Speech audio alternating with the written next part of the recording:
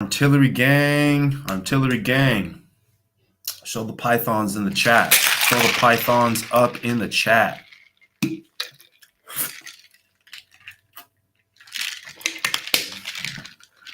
I got my use. Today we're talking about East versus West. Some of the matches on here. Wanted to get on here a little early so I could share some of this stuff. We don't have anybody on just yet, so we're gonna wait till right at 5 o'clock. It's 4:55. So let's see if we can't share this sucker.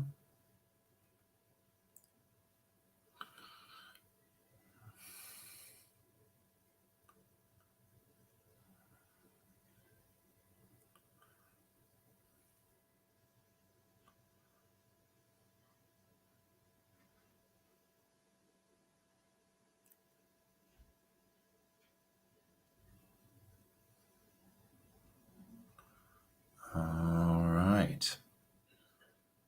Let's do this one.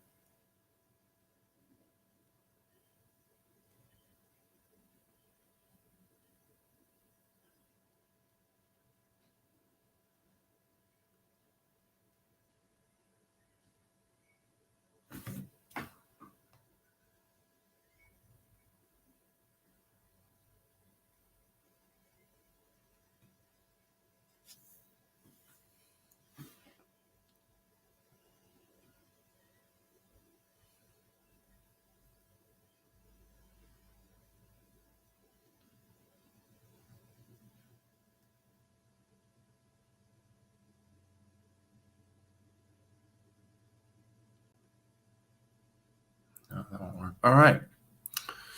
I have shared it everywhere that I would like to. We are live. Some other things that I wanted to talk about as well. I'm going to wait until someone jumps on. I got to DM my buddy Matt the link here. Let's do that first. So we're going to go here. Copy. Go to my Gmail.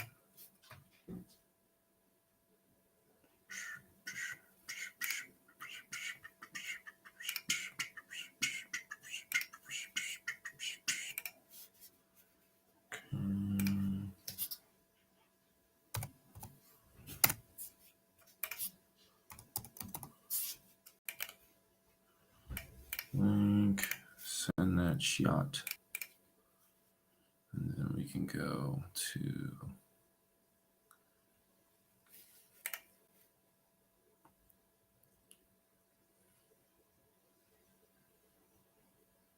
here. Copy link. Perfect. All right.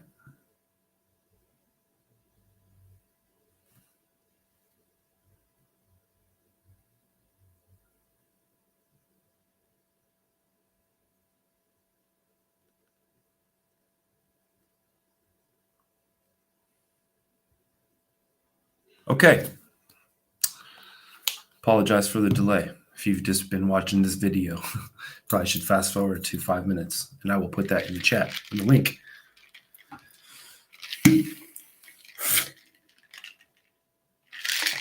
Let's see if we can't get Mr. Matt on there, and right at 5 minutes, we're going to go ahead and get it jamming. So...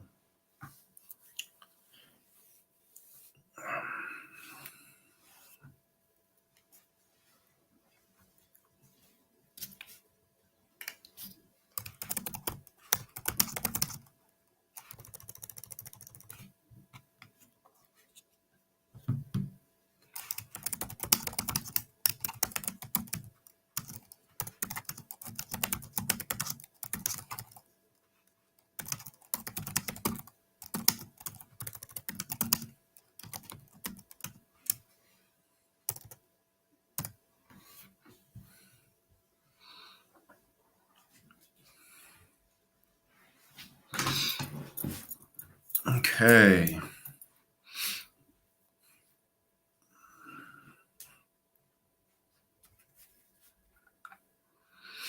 All All right. Thank you for sorry about the delay, y'all.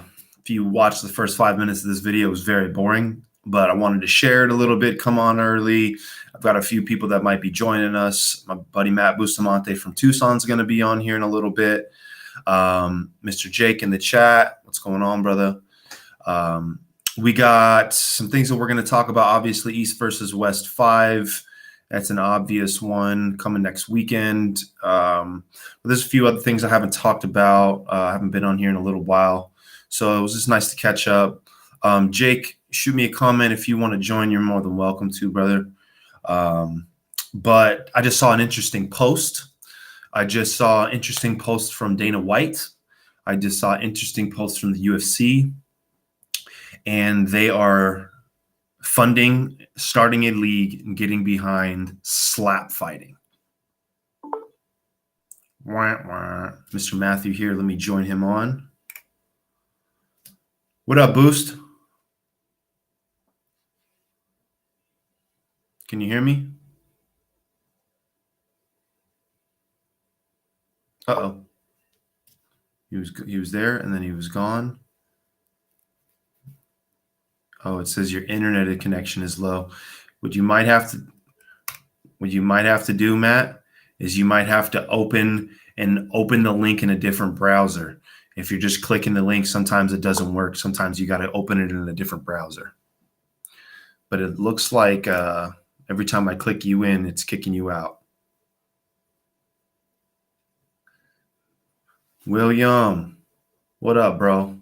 You want in the chat, let me know. Shoot me a DM. I'll send you the link. But Boost, I'm telling you right now, what you're going to have to do is open it in a separate browser. I've had this problem before. But what I was saying before is the UFC just started a league of slap fighting, which I'm really just disheartened to see. And the reason I say that is because every single time I bring up the UFC to anybody, Matt, can you hear me? Okay. Anybody I bring slap fighting up to, or I'm sorry, anytime I bring arm wrestling up to anybody, the very first thing I hear is about slap fighting, the comparison to slap fighting. I've even gotten one about thumb wrestling. Like, come on, let's be fucking real. And the thing that really bothers me about that is, I mean, obviously Jake, William, and Matt can attest to this. We're people who we train for our sport very hard. Matt, what up? Can you hear me? Yeah, I can hear you. There we go. There we go. Yeah, buddy. Yeah, buddy. So I don't know if you were paying attention or you could hear what I was saying, but the UFC just started a slap fighting league. So they literally just got behind the whole slap fighting bandwagon, if you will. And I think it's silly because I was saying every time I talk to someone in arm wrestling or someone that's not in arm wrestling, someone that knows nothing about it, it's like the very first thing that they bring up.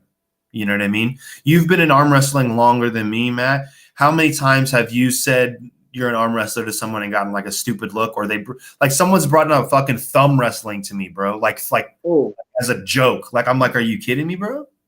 No, I've never had that happen to me. Yeah, it's almost every time. Actually, the past few times though, I've just been responding with, "Dude, that's badass," you know. So right. I'm starting to see a little bit of an upward trend. In fact, there's a few guys that I've talked to that have expressed some interest. So, there you go. know, I think it's getting a little better with these pay-per-views and Larry Wheels getting into it, Brian Shaw, right, testing the waters, you know. So it's hopefully we're out of the slap fighting category soon. Well, and the reason why I say that bothers me mainly is because, like I was saying, someone like you, someone like William, someone like myself, someone like Jake, I train for my sport 6 days a week. Mm-hmm. I change my body. I spend money on my sport. And when I see what they're doing, to me, I just don't feel like you're able to train for a sport like that. I feel like because that's so entertainment value that there doesn't have a whole lot of what can I do to make myself the best slapper in the world? You know what I mean? You're either born for it or you're not born for it. And that's what I don't like about it. In arm wrestling, I'm not I'm not someone on paper who would be a good arm wrestler. I didn't grow up a strength athlete. I didn't grow up, you know what I mean? But the only reason I have any success or I'm good at all is because I watch and I study the sport. I made myself good. I wasn't born or made for this, you know what I mean? So I don't know. To me, it's just really silly because that's going to get blown up now. With someone funded like the UFC, a big timer like the UFC, that's going to change everything. You know what I mean? Slap fighting is obviously already big as it is, but I was hoping that the UFC, or I'm not the UFC, I'm sorry, but arm wrestling would get some type of backing like that before something stupid like slap fighting did. You know what I mean?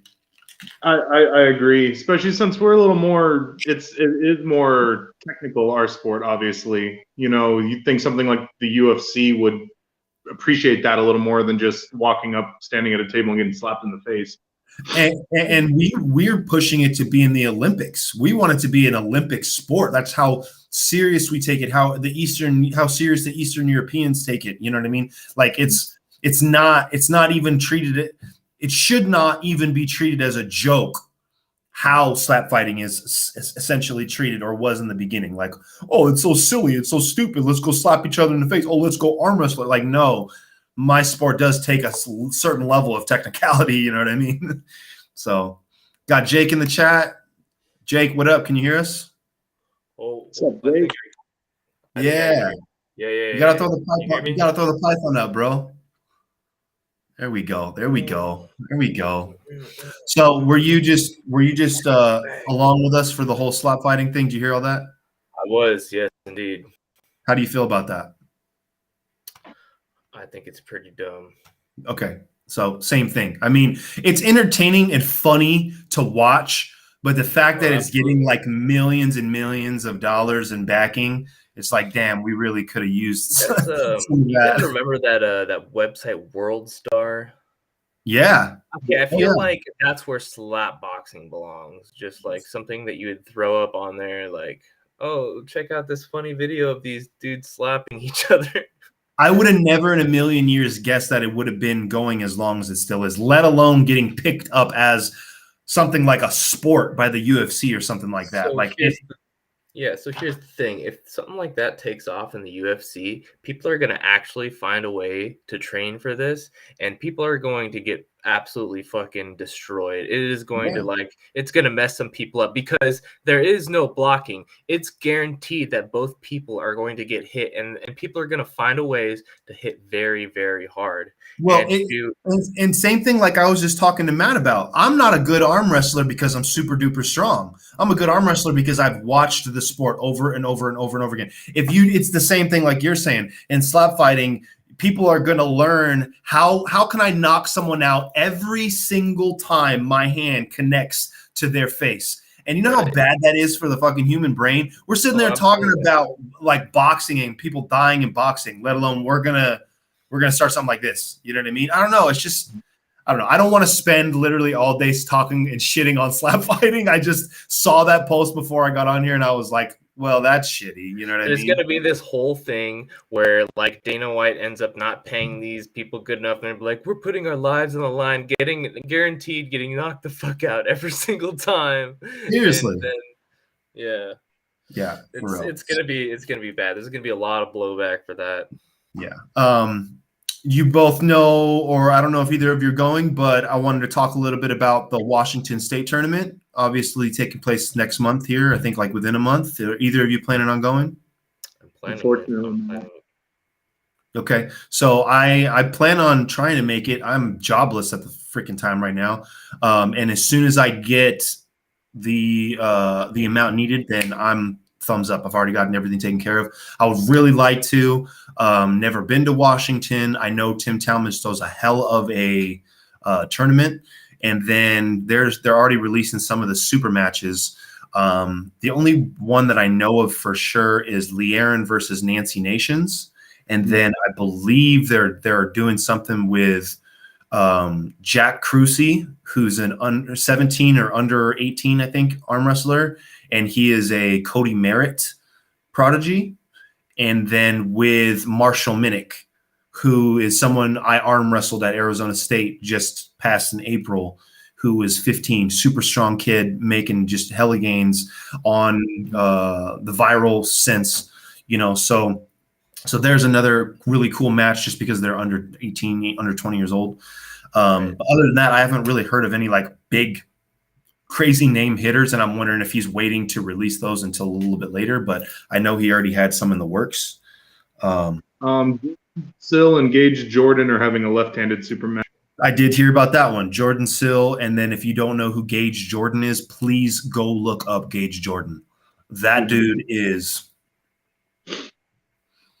another one of those pullers that just makes no sense. Makes no sense. He's tall, lanky, looks like a basketball player, looks like a really sweet, nice dude. And when he gets on the table, he is full shoulder commitment, arm break, elbow pain, and it happens like that. It's incredible to watch. I was shocked the very first time I ever saw that dude in action, which was 2021 Arizona State.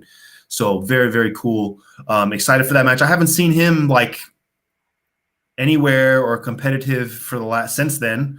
And Jordan Sill has been just killing people. Now it is a left-handed match, so that's interesting. But yeah, heard about that. Two, I think, against Andre something. I think this guy Tim Thomas. Yeah. Against that dude that went against Brendan Elselsor at the last Washington State, I think. Michael Layton, what up, brother? What's going on? Shoot me a DM if you'd like the link. Let me know. I'll link you in. Let's see here. Oh, and then the last thing I wanted to talk about before East versus West was kind of like how you guys feel, and anybody in the chat, please, how everyone feels about what Ryan Bowen is doing right now and how he has kind of changed or transformed his way of training, and what you guys think about that, and if you think it was a smart move or not. Well, I guess we'll see. I guess next weekend in the payoff, but nonetheless, I think he's making the right moves. You could tell just by his gym lifts. I think I saw Pradeep say that his lifts have gone up like 30%. Like, that's insane. Like, have the tendon strength from all the table time and all that, and now you're working on the muscular strength. That's only going to benefit him. It may cause, I don't know, like depending on how soon to the match he trains, could cause a little bit of fatigue that he may not be used to because of all the strength training, possibly. But I feel like he's a smart guy. He's got good Lachlan. He's got his coach. He's got good guys in his corner. They'll tell him what he needs to do to be fresh for his match. So I agree. think makes it more interesting, definitely. Yeah. So I 100% agree. Yeah, the fact that because he's such he's not the strongest person, but he's a great technical puller, and the fact that he's now just working on his strength everywhere rather than just in here. I think it's only going to benefit him. Yeah, and so for the people that don't know necessarily what we were talking about, Ryan Bowen for the last 7-8 years, whatever it's been, has been all right forearm, like literally pumpkin theory, pulley system, anything and everything arm wrestling. That's his workout. That's his style of getting stronger.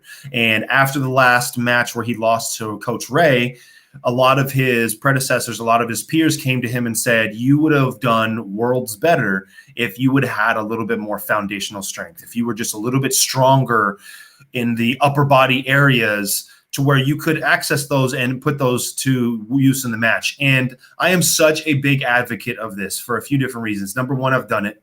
My very first year in the arm wrestling was pure destruction every single week of just arm wrestling, killing my right arm, doing exercises. And I felt like I was injuring myself because I'm a long, lanky dude. I don't have a lot of body on me, right? So then the second year of arm wrestling was literally 6 months of like, maybe I arm wrestled 4 times, maybe 4 times, maybe 5 times. But I was in the gym every day, like 5-6 days a week, pumping. And I got up to 220 when I was walking around normally at about 190. Right. And so the reason why I really think this makes a difference, and I think that there's proof in the pudding, is you see a lot of these like bodybuilder dudes, huge, massive dudes that get into the sport, and they'll get open when they arm wrestle, or they don't know what they're doing. But if they were technically savvy, had everything set strong, I can't even imagine how strong they'd be, just because they're accessing and using every bit of all their muscles. Whereas instead of most people, when they get into arm wrestling at the very beginning, they think, I'm just going to smash this dude with my arm or straight side pressure and push, and it just doesn't work that way. And that's when the technicality gets into it. And that's why what we were talking about with Ryan Bowen, this dude's already a seasoned arm wrestler that knows what he's doing. And now he's putting on that weight behind it, now being able to use a bigger lat, a bigger shoulder, a bigger chest. Like you guys said, it can only work for him. I say this because I want people to do it. I want you to do it. Not YouTube, but like if you're watching this video and you feel like that's where your weakness is, then put your focus in that. Like I feel like I'm a pretty damn good arm wrestler technically for the people that are around me. Like elite level, no, I've got a lot to learn, tons of millions to learn. I never stop learning. But for the people around me right now, what my challenge is strength, getting bigger, getting stronger. I know that. So that's what I'm going to do. I'm going to put my focus in getting bigger and stronger. And there's only one way you're going to do that realistically, and that's lifting heavy ass shit. You know what I mean? And eating a lot. So we got some new chats I'm going to read off here. Yeah. I've noticed with arm wrestling, any amount of upper body strength can translate to the table if you know how to apply it. Absolutely. Bowen's knowledge of technique coupled with adding any amount of strength, he can become a contender for top 3 in his weight class. Yeah. His tendons are already there, so really it's just adding the gains where they need support in his particular. Totally agree, man. And that goes for any seasoned arm wrestler. You know, if someone has been in the sport for a long time, 3, 4, 5 years, their tendons they're seasoned at that point. If they've been doing arm wrestling, I mean, a majority of us are arm wrestling like once a week, once every 2 weeks at the very most, or, you know what I mean? At the very least, you know what I mean? So I would say for 5 years of arm wrestling every week, every 2 weeks, your tendons have taken the abuse they need to now focus on your strength level. You know what I mean? Pure Absolutely. Strength. And I think that's a lot of what Devin is preaching right now with the singles thing. You know what I mean? So, okay. It's 20, almost 25 minutes in, and we haven't talked about anything East versus West. So let's do it. I'm going to start from the bottom and work my way up since we're already talking about him. Zurab versus Bowen. I personally think Ryan Bowen takes the hand of Zurab, and that's the first two-ish rounds. Wait, forgive me. 5 rounds? All of them 5 rounds or 6 rounds? They should be 5 rounds, I think. I think you're right. I think they're 5 rounds. I think the first 2 go to Ryan, and I think that the third match is going to be a press by Zurab, and I'm really just wondering how the last 2 matches go, because I think that with everything Ryan's doing right now, his top speed strength is going to be even more. He's going to even have more at the first 2 rounds than he would have before. So he's going to make it look like, boom, hand taken, straight to the pad, first 2. But I'm wondering if this is also going to not work in his favor, because I think his dominance is going to come in the later rounds. Oh, really? Yeah, I think he's going to Zurab's going to put him. I think Zurab's going to put him down pretty fast in the first round, and Bowen's going to readjust and stop him and then take his hand. Interesting. Very interesting. I love it. I see the early rounds going like that too. I think Zurab just forces a hook and Bowen can't handle the side pressure yet. I think he's got to fatigue Zurab's hand a little bit. If he's going to, that's the thing. I think Zurab's going to sweep it 3-0. Oh, wow. I want Bowen to do well, though, because could you imagine if he pulled off that upset? Chance Shaw versus Ryan Bowen. Yeah. It's set up already. Yeah, it's all set up there for a rematch. I think Chance has expressed wanting that anyways. So, you know, dude, I would love to see that.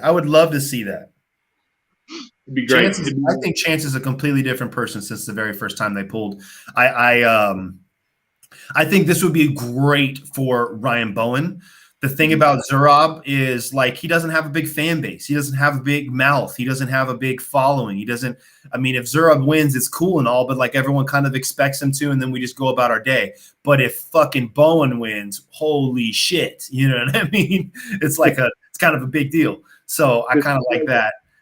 Michael Layden, to close the last topic, too many focus on muscle synthesis. Collagen synthesis is what arm wrestlers should be obsessed with. Yeah, recovery, big time.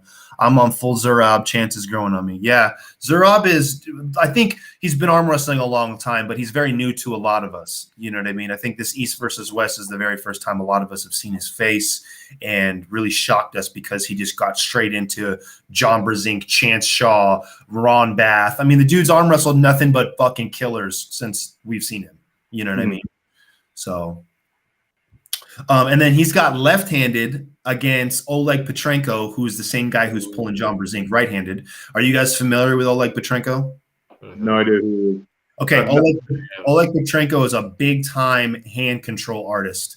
Long arm, big arm, lots of hand control. Top roller mainly. He can do anything. He can go inside. Not old, but been around. I think he's been in this sport over a decade as far as like on the scene, but he's not, I don't think he's over 40. I don't think he's over 40, 50 years, like 40, 45 years old. So, when it comes to left hand, dude, like Jake, this is all you. I'm actually both of you. You guys like left-handed way more than me. So I have no idea when it comes to this. Right's growing on me. Yeah. There's only so many times you can hear people say nobody gives a shit about left, or you just have to start. You just got to start liking right hand. But yeah, I do love me some left hand. My left hand's fun to grip up with, so I'm with that too. I think matchup wise, it favors Oleg. Then if he's got that insane hand control and he's got the power to back it, I can't see him losing if he takes Zurab's wrist. If he's got the power, so and I might be a little biased because I'm a top roller, but I like it. I like seeing a good top roller crack someone who's trying to hook you. So we'll go Oleg on it because I just think matchup wise, it's not favoring Zurab anymore. For sure. Party arm all day, Leighton. I see that. Yeah, it's definitely party arm for me, man. I think I'm transferring over to Pumpkin Theory from now on. Justin Bishop versus Mindaugas Terasitis, one of my very favorite arm wrestlers. Actually, both these guys are some of my very favorite arm wrestlers. I love Justin Bishop. We haven't seen him a whole lot over the last probably year. He had that left-handed match with Paul Talbot not too long ago, and then pulled a little bit on Artem's channel within the last like month or two, and he looked just gang strong. But Mindaugas Terasitis, man, what can I say? I'll never not bet on that dude, because the reason I say this is I've said this a million times. I say this to my lady. If that dude was walking in the grocery store right now and I told you he was the #1 arm wrestler in his weight class, would you believe me? And you'd be like, hell no, dude. That dude had a sweater on. You'd think he does accounting for a living and has never left his cubicle. You feel me?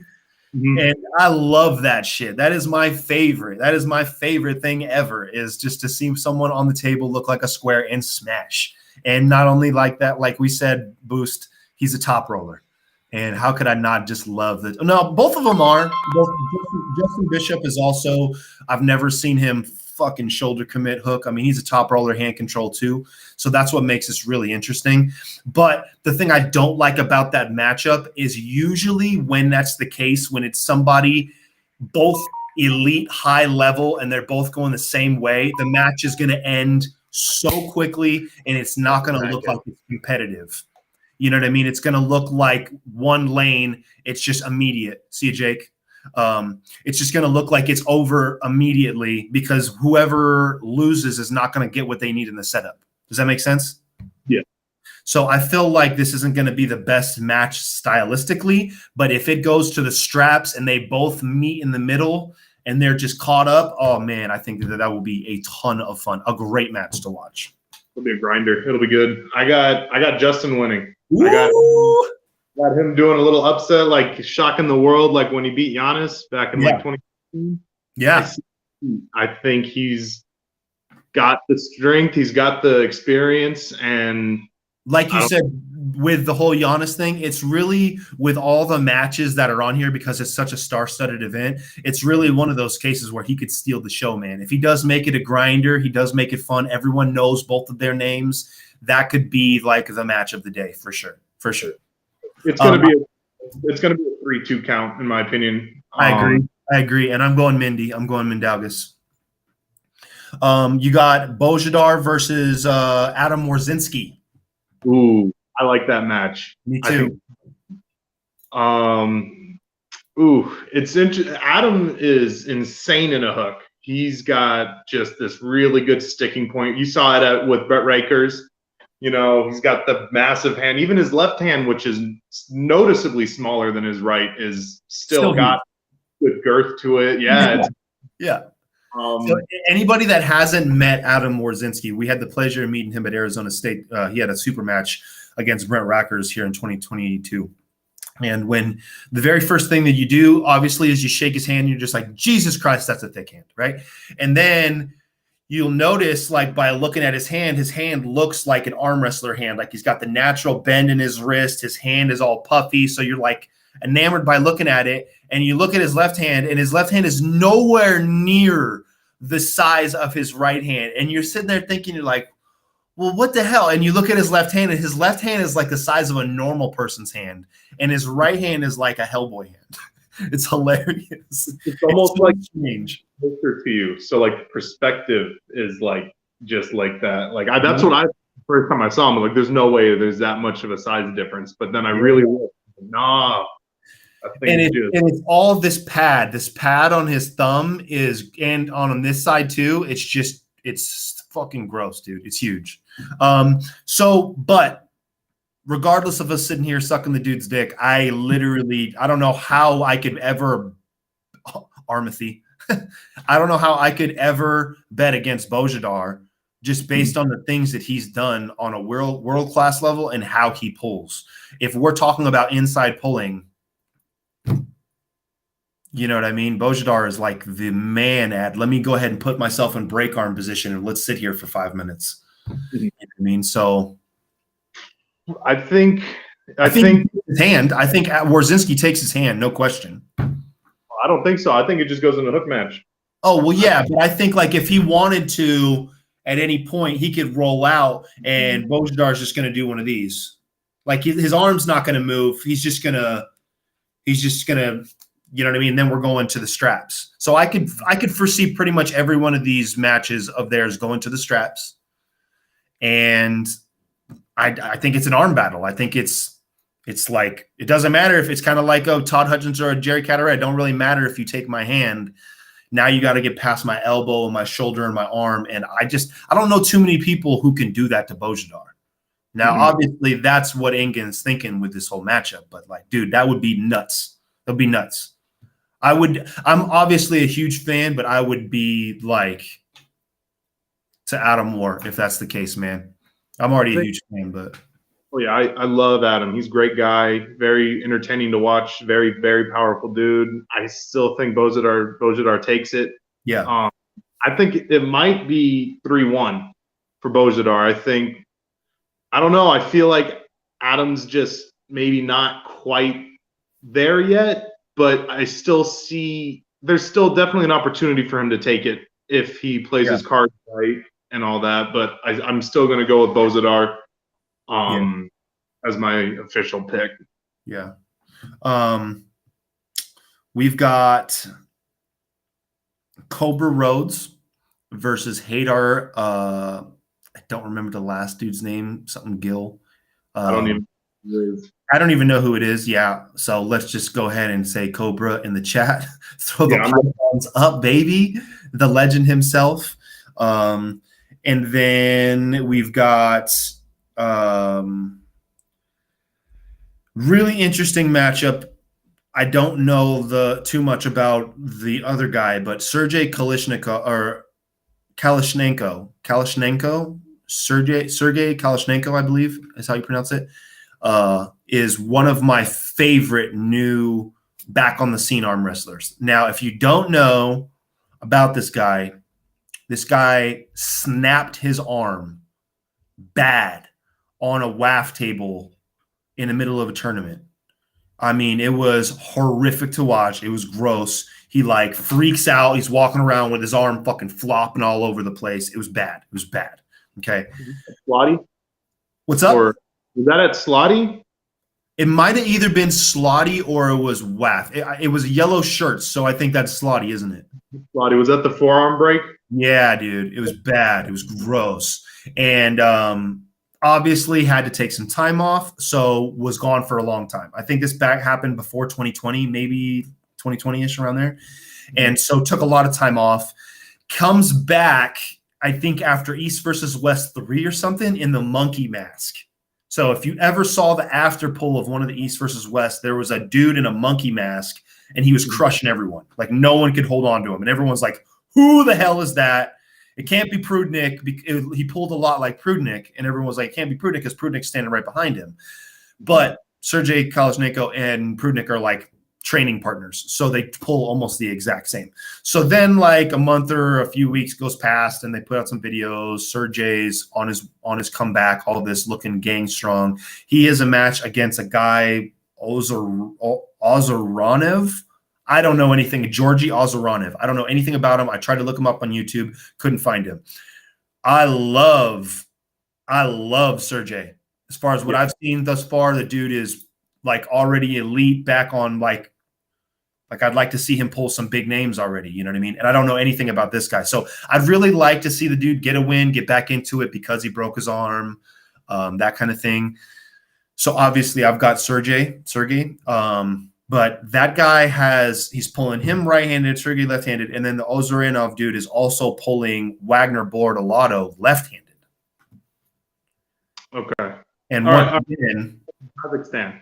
You said what? Is that guy from Kazakhstan then? That's who Sergey's going against? Okay.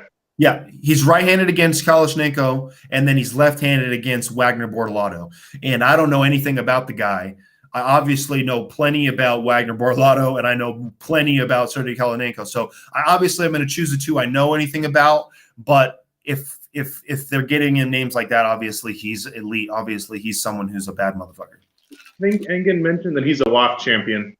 So yeah, he's got to be pretty good. If he's a Kazakh, then probably shouldn't be betting against him. I got to go with your picks there too, though. I think Sergey's going to make a comeback, and then this is going to be his coming out party. And yeah, can't root against Jack Jesus. Right, dude. I mean, even if you don't think he's going to win, just the shaking of the table is like, I have to see that. I have to see that energy, and the fact that he's bringing that to the card. I'm not going to go against Jack Jesus, like you said. Come on now. We know better.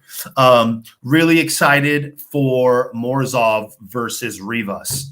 Yes, that's going to be, because I personally don't. I've been a Rivas hater. I'm not going to lie. I've been a big hater on Rivas. Thought he was going to get smashed by Michael Todd. Thought this was going to be Derek Smith's coming out party, and then fuck, dude, just smashes both of them like shit, man. So like, obviously it's hard for me to keep betting against this guy, but Artem Morozov is a monster. That dude is just sick. Every time he pulls East versus, I think he's pulled every East versus West, and I think every single one of them he's pulled left and right-handed. Dude, he's like 14. You know what I mean? He's like, how can you not love that dude? You know what I mean? I got Artem. I mean, he's a human pin cushion. He's probably under everything under the sun based on how huge he is. But nonetheless, I mean, Jesus, a physique like that. I mean, let's make a statue of the guy. Yeah. I really like Morozov. He's no quitting him. Yeah. So you're saying you got Morozov in that? Oh, yeah. No, I don't. But that's the thing is, I think he's going to win. But then you have people like Lavon saying that Rivas is a threat to him. So I don't want to like him. But I really, really think Artem's going to win it. It's probably going to be a grinder for sure. But I think, seeing how he did against Dave, Artem just feels like he's really getting into a groove right now. I don't think I think Prudnik's has only lost at East versus West. and he got injured during it, or was it before? I heard maybe he was a little injured before the match. I don't think people get injured before in a match and then continue going. Like if you get injured in a match, you're done because you don't know what's going on. You're like, I don't know. I don't want to continue because I don't know what just happened. I could break my arm. I could really break something. But if like you go in kind of already knowing that that's a possibility, then you're like, okay, well, damn, this is going to really suck, but I already know what's happening. You know what I mean? Yeah, So, I got. I would be willing to bet it happened prior. It was a Prudnik match. Yeah, I would have to say that Morozov's probably the favorite against Rivas. I'm going to go Rivas because I have now been proven wrong twice against the dude. So, yeah, I got to give the dude his dues eventually. Yeah, right. And then Morozov is pulling Hermes left-handed. Yeah. Which, forgive me, but Morozov all day. Yeah. No, Hermes doesn't. I think he said he doesn't really do much with his left hand. Right. I don't think most people do. In that level, I don't think you're great with both hands unless you're, I would be willing to. Well, it's proven. Morozov's better hand is his left. He's ranked #1 in the world left-handed. Yeah. Well, obviously, his left hand is his butter arm.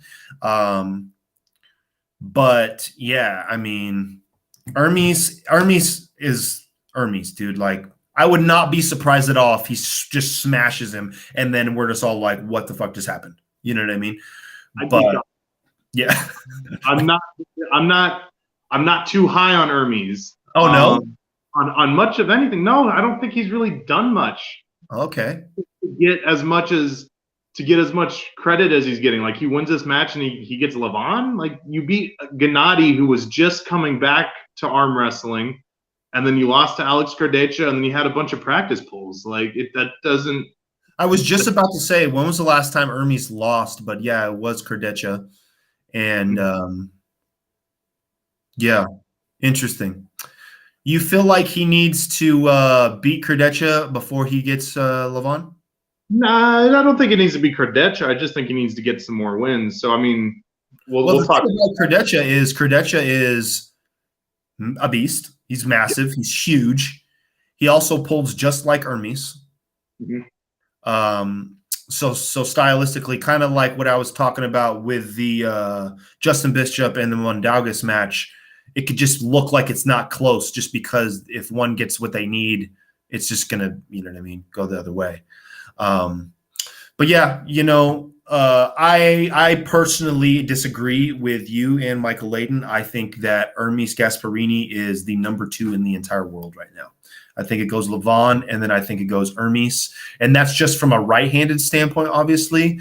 But I think that the dude has the silver weapon, and now he has the strength and the size of a super heavyweight to be able to do it to anybody. Before it was, can he do it to people like Zaur, people like Vitali, people like what's that other big motherfucker over there in Russia who just beat Vitali? Silayev. Yeah, Dmitry.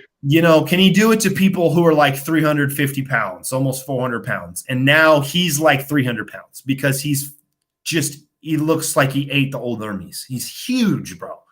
So, in my opinion, obviously he's got to do it to a few more people. Would have loved to see the Jerry match. Stylistically, I think that's a horrible matchup for Hermes, and I think that Jerry could have won, but I think that Hermes was going to win, and I think that's why Jerry pulled out.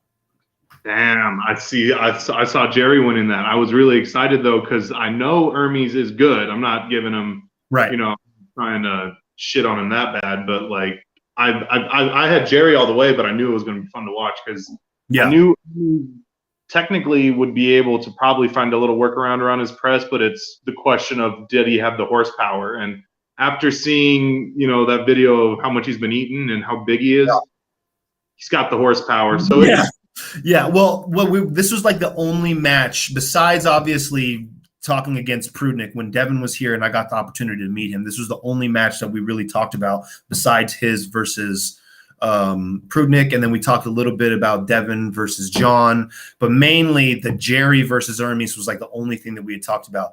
And what had Devin had said, and something that I agree a lot with, is, you know, if Hermes can get the match on his side of the table so that he can get Jerry outside of his shoulder, then he's going to win and it's going to look easy. But if Jerry can slow him down and eventually get him inside his shoulder, dude, who can hold on to Jerry just pressing all his weight on top of him? It doesn't matter who you are. You know, it doesn't matter how good your top roll is, because we're talking about you taking someone's hand that doesn't need it.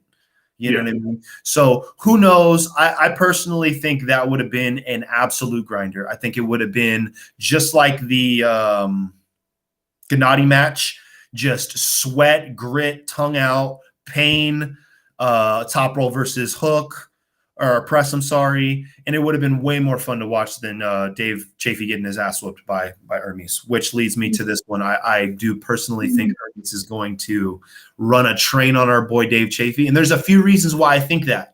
Now, once again, I had Vitaly beating Dave. Proven wrong. But I think Dave is arm wrestling too much.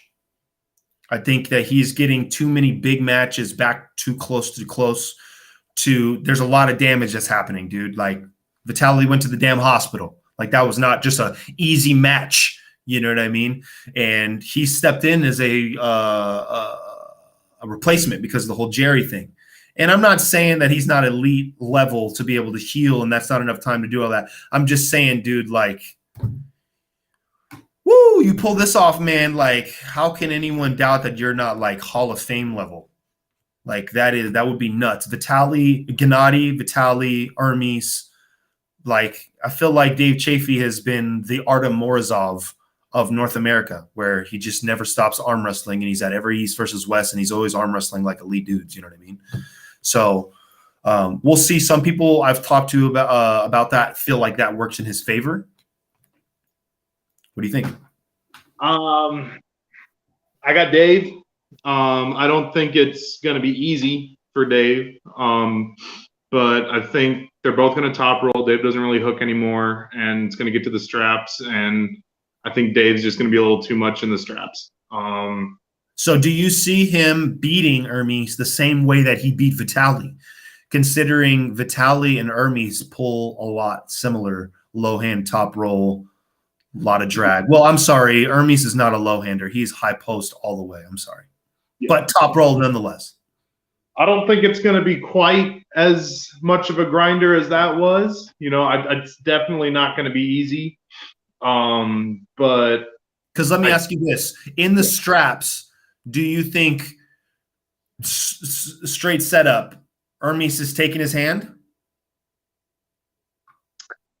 If he gets his hit right, if he just loads up and doesn't even think about side pressure and just gets all back pressure and pronation, and he could get Dave his hand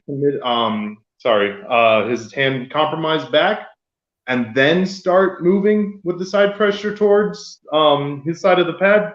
Yeah, but I don't know if he's going to do that. I think he's going to trust his arm a little more than he should, and right. I think Dave's going to be able to contain and. This is the math. This is the math that goes on in my head. Watching Hermes at a high level, I've never, ever, ever, ever, ever seen the dude dump his wrist. I've never seen him get his hand taken and have to slip under. The only thing I've ever seen is him come out with another top roller and they both slip, and it looks like we're going to the straps. Couldn't tell who it was that made the initial intentional slip, right? But I've never seen his wrist get taken and him have to like dump to try to get out. It's mainly always going Hermes's way, and someone's got to hold on to him. And if they do, then it's slipping here or it's slipping on his side of the table. I've never seen Hermes get his wrist taken and have to bail out. So if you ask me, in the straps, it's going to be a very, very, very, very tough time for Dave to keep Hermes flat, which tells me that the only way Dave is going to beat Hermes in a 5-round super match is how he beat Vitaly, which is eventually his wrist is going to be taken. Whether it's round 2, whether it's round 4, eventually Dave's wrist is going, and he's got to have to push now through Hermes' arm. Which, dude, I see you pushing through Vitali's lanky ass. I don't know if I see you pushing through someone who is training for Jerry Cataret. You know what I mean? Like, Dave surprised a lot of us with the press. Don't get me wrong. A lot of us were like, holy shit, I didn't even know Dave had that. Super cool. That's why you won the match. But is your press the level of Jerry, who this guy was training for? You know what I mean? And when I do the math, I don't see Dave just smashing Dave or Hermes to the pad. You know, Hermes like the Matt Mask thing. You know what I mean? That's the only time I've ever seen it. And we all know Hermes wasn't happy with his setup. So he was basically just letting Matt have his hand. I'm talking about the first match, but okay. Yeah. I think Dave's got more arm power than Jerry. Okay. So I think more arm power, yes, but like more forward force. You think so? Not from a press, right? But more of like a top roll position. I think he could access more side pressure than Hermes would be able to handle. I don't think it's gonna be a straight like Hermes just drops like that. Dave is gonna have to like really slowly just. It's gonna be a grinder. But I think it's just gonna go Dave's way more often than not. Yeah. In the start, I think Dave's gonna be able to contain Hermes' hit, and I think he's just gonna be able to bring it over to his the table. Not by any means quickly. Right. Definitely gonna. It's gonna be rough, and I think this is gonna be another one that's gonna test Dave's endurance. And I just think, like, how many times can you do that at a high level? Yeah, at a high level with your elbow and everything. I don't think he's gonna like break his arm or anything. I just think at a point, your tendons in your arm and your stuff are just like, dude, we just did this. We were just doing this. You know what I mean? What are you doing? Yeah. I this match is a good replacement, but I really would have rather seen Jerry and Hermes. That was the one that I would have too, especially with them talking about how the winner gets Levon. Like, I don't know. That's just the way I feel. Matt Mask and Sandra Settis. I think Matt. Me too. Yeah. I think Matt has put on a good amount of size. I think Matt Devin was talking something about in his predictions video about how Matt has his life together. And Matt very much seems to me like a type where very mindset type puller. His mind is right, then he's going to be doing right. And if his friend knows him well and says that, then obviously you got to trust it.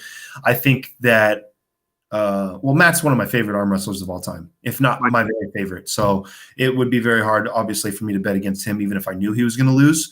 But I really do personally feel like he has what it takes to beat Settis, because Settis's inside is not strong enough to beat Matt's outside. And Sandris likes to pull outside low hand top roll just like Matt does. So if you both pull the same way, I'm going to say Matt is going to do it, because Matt doesn't go inside. Matt doesn't do high post top roll. Like, Matt pulls one way and one way only, and he's fucking amazing at it. Yeah. You know what I mean? So if the match ended up going that way, which would be low hand top roll, I personally think it's Matt Mask all the way. Wild horse, baby. I think Matt's more explosive too, which is gonna get him, like you said, if two guys are going and they pull the same way, that little advantage is gonna be the difference. I think he's gonna have that because his hit and his pronation just straight back as he hits is just gonna be it's gonna open Sanders right up, I think. Yeah, I do too. I like Sandra Settis a lot, though. I hate betting. I hate talking about people losing that I really like, and I really like that guy. Yeah, no, he's great. We'll fly through a few more. Obviously, the GOAT versus Oleg Petrenko. Obviously you said you don't know too much about Oleg Petrenko. I think it's going to look a lot like John's match with Dmitry Ketchen. So I don't know if you remember that match in Texas, but a lot like I think John can get his hand taken, but I don't know that it'll matter. I think like John gets his hand taken against the Dimitri match in the straps, but then pulls him all the way across the table like this in like a top roll with his wrist taken, all pronation in the straps with his wrist bent backwards. And I could very much foresee that happening in this match. I cannot bet against John. That is Right. that's my DNA. I don't think I've ever bet against John. Like, Smart man. you got to go John all the way. Absolutely. Sorry, you're a great guy, but I would really like to just see it be a good match. That's all I care about. Yeah. We got Danny P, baby, Daniel Prokopchek versus David Samusha. David Samusha was the guy who I believe took on David Dadikan at the last one, or maybe it was Bojdar. Maybe it was Bojdar. I think it was Bojdar. Yeah, it was Bojdar because David went against Oleg, and I think that's all he went against was that left-handed match. Okay, so David Samusha surprised a lot of people with how I think he might have beat Bojdar, either beat Bojdar or gave him a run for his money 3-2. I don't remember, but Danny P is obviously someone a lot of people are high on. Beat Corey Miller like he was absolutely nothing. He's been a lot on the scene. Just got that nasty, just elbow hook, bicep hook lock. Feels like he could sit there forever. You guys talk about how you're not too high on Hermes. I'm not too high on this guy. I don't know why. I don't really have a good reason why. Just not too big on Danny P. So maybe it's because he smashed Corey Miller the way he did. Corey Miller's my man, so maybe that's it. But I got Samusha winning. I think Samusha will be a little bit too much. I think he's a little bit bigger. Danny P, everyone's bigger than Danny P, so probably is a little bit bigger. But yeah, should be interesting.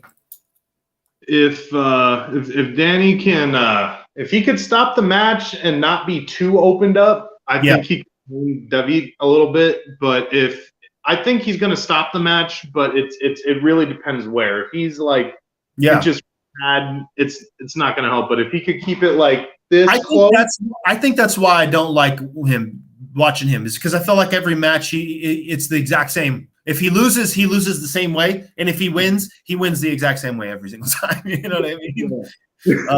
But the dude is an absolute talent, young as shit, come up, trains like a beast, another giant killer, another one of those dudes who's like 130 pounds and pulls dudes like 250 pounds on the regular. So very impressive. Isn't David like 220, 230? How big is this? David Samusha? Yeah, how big is he? No. I think he's in Bojdar's class. So I think Bojdar and him are like around the 175, 185 weight class, somewhere around there. Maybe 190 at the very most, but I don't think they're over 200. I could be wrong. It's bigger. I thought this was like maybe I was thinking about David. I don't know. No, the David Dadikan that dude's bad. Yeah. That's a big boy. That's not that dude. And not only that, but he's not tall either. He's like 6 foot and he's like 250. I'll show you how much meat is on that David Dadikan dude. That dude is thick. I got David winning that, but yeah, I think Daniel could give him a match. I do too. It'll be fun. It'll be fun to watch. But I got David. Obviously a setup for like a war. It looks like that will be a war match. So Irakli Gamtanadze versus Paul Lynn. Gotta go Paul. American Pythons, same thing. I don't know anything about Irakli or Gamtanadze either. So I know he's a stud because I've heard nothing but great things about how he is, but you can't. It's like John. You can't vote against Paul. He's just far too nice. I couldn't do that. But I do think strength-wise, anyways, Paul's right up there with most people. The White Orc, baby. The White Orc. And then obviously, best for last. Mm-hmm. I just feel like, how could I say the one thing? I mean, I guess I say, how could I say the same thing about Dave Chafee, but not say the same thing about Devin Larratt? But they're just not the same humans. They're not. You can't compare them. Devin does this. Dave does not do this. That's how Devin feels like he gets stronger. You see Dave only arm wrestle in competition. You see him maybe practice pull Todd Hutchings like every so often. But other than that, you never see him practice pull, right? So, I say that pulling a lot or too much, too close leading up to the match could be a huge detriment. But obviously, that's where Devin holds his strength at. That's what he wants to do. He would know better. I don't think that he is going to get injured. They were talking about that as far as like with Levon. I think Devin would have already been injured if he was going to get injured with what he had happen with Levon.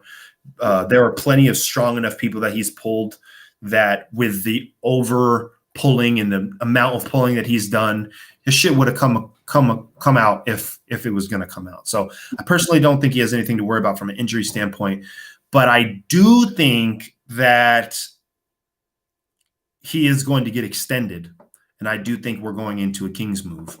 Yeah. I don't even think it's going to matter whether or not he wants to or not. I think first round is Prudnik, pin with little resistance, maybe not as dominant as the first Levon pin, but it's going to be okay. All right, cool. I didn't get deep enough. Round 2, cool. Round 2, I fucking hope Devin can get deep enough on that hand to just get that right before the pin,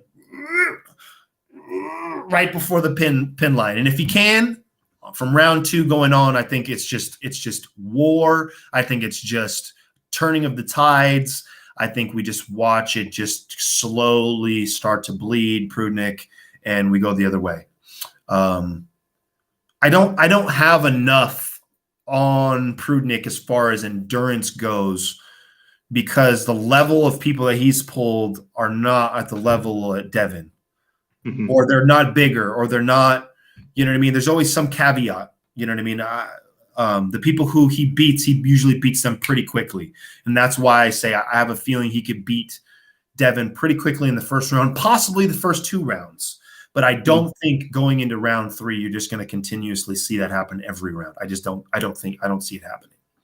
I was just about to say that because I could see Devin sweeping it. I really could. I'm not saying that's going to happen, but I think it's a possibility that's real. Right. But if Prudnik does get pins, it's in the first 2 rounds. Anything past the 3rd round, or past the 2nd round, I don't see Prudnik getting any pins after that. So if it does get to all 5 rounds, I think in the 5th round, Devin makes Prudnik pin himself. I think that this is a match where Devin's finally the bigger guy. Yeah. And I think capitalize on that. You know, you got to. Prudnik's really well rounded, but Devin, I think, just has. Do you think at any point in the match, round 1 through 5, he goes shoulder forward? Only if he gets desperate. Only if Prudnik really is like in the 3rd round, like dominant.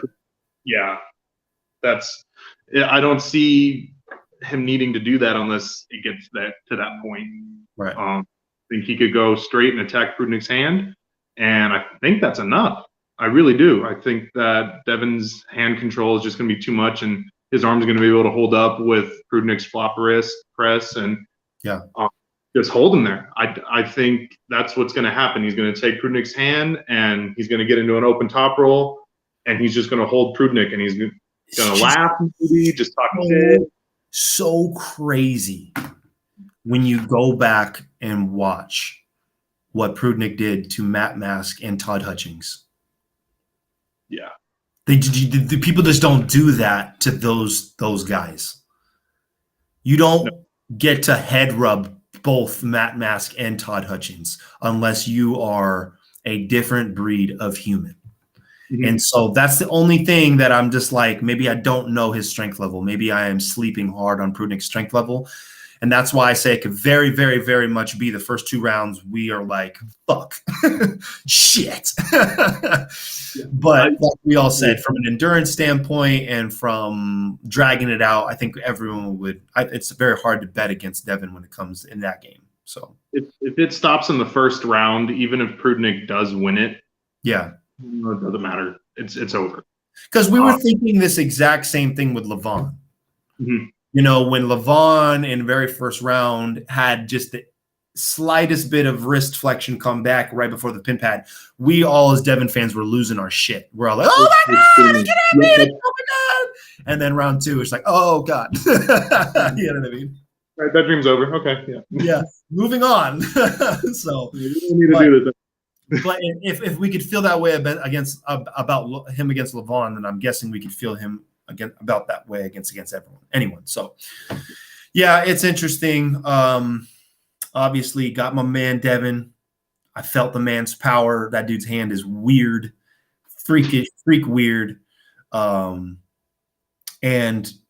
just one of the coolest guys I ever met. So obviously going with Devin, I think a big savior to the card. Big shout out to Devin for stepping in last minute, and big shout out to Dave Chafee for stepping in last minute, because it did nothing but kept this card going and made it even bigger as far as the Devin side goes. As far as the Dave Chafee and Hermes side goes, I mean, it's still an amazing matchup that needed to eventually happen.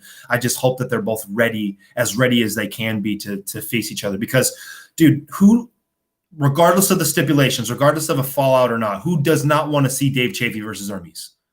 Like what? Like that's such a good match. It's such a good match. A high caliber match. And I posted the Dave and Hermes match at one point, and I said, you know, these type of quality matches we didn't get very much of. No.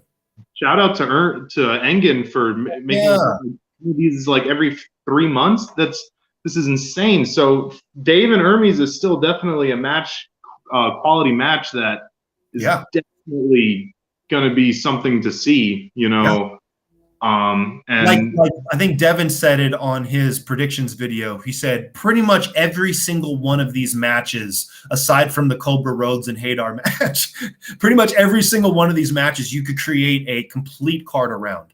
It could be the main event. You know what I mean? That's how high level each one of these guys are, which is huge. I mean, we don't deserve that stuff. I mean, the fact that like you know, UFC cards are like $80, and we have the privilege of watching this for like $10-15. You know what I mean? Yeah, it's huge. If you're complaining about the price, then we don't need you, bro, because I would pay double to watch the last East versus West, Dave versus Gennady, bro. That paid for itself. That in itself paid for the pay-per-view. So I'm super hyped. Please, if you had a good time watching the video, like, share, comment the video. You know how it goes. If you are not already, please subscribe. Help the algo, rhythm. Mr. Bustamante, I always appreciate you coming on. It's always a good time. Thank you. Looking swollen. Anything you want to throw up? Anything you want to do? Plug in? No, just training. I'm gonna try and get some matches with Phoenix guys soon. I'm getting pretty close to that 232 class. I'm like 30 pounds away. Nice. So I kind of want to close out some super heavyweight matches, and then I'm going to start trying to call out some guys in that lower class up in Phoenix. So I'm looking forward to that. For sure, brother. When is the next time you guys plan on making a trip down? I don't know. My schedule, I got a new job. My schedule changes every 4 weeks. So it's really dependent on that. Yeah. But I'm definitely think it's on my mind. I really want to get back up there and obviously December's sticky with Christmas and everything, but if nothing happens in December, let's for sure get something happen first of the year with the guys from Tucson and try to make something happen again. I can't do December. That's the busy time for my new job. We're not allowed PTO and working 6 days a week. So right. That's gonna be rough. But January, my schedule is going to be back to where it is, like it is now, and definitely I want to get up there. So hell yeah. Well, it's a pleasure, brother. Everyone, throw the pythons up in the chat. East versus West 5. Let's go. Yeah, man. It's always a pleasure. Always, man. Good seeing you. All right, y'all. Be good.